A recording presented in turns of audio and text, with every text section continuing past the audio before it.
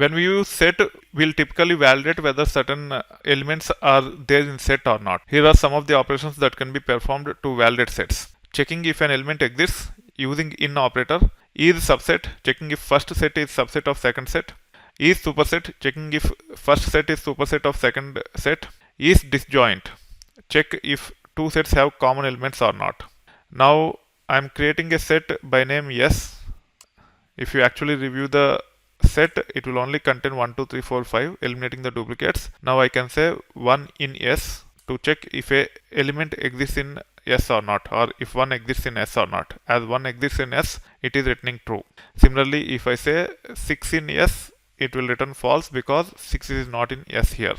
Now let's create two sets, S1 with 1, 2, 3, S2 with 1, 2, 3, 4, 5. You can get the help on is subset.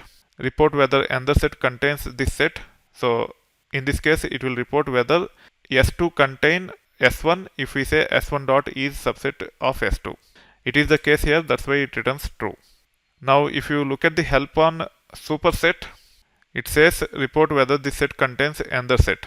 So in this case, it will see if S2 is contained in S1. In this case, S1 contain 1, 2, 3 and S2 contain 1, 2, 3, 4, 5, and hence it will return false because S1 which only have 1, 2, 3 doesn't contain S2 which have all 1, 2, 3, 4, 5 elements. However, if I say S2 dot is superset of S1, it will return true.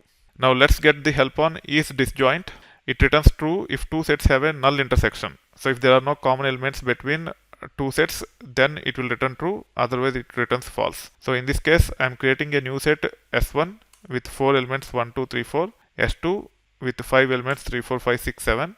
Let's see if they are disjoint. They are not because there are common elements between the two which are nothing but 3, 4. However, if you create two sets like this where there are no common elements, if you say S1 dot is disjoint of S2, it will return true.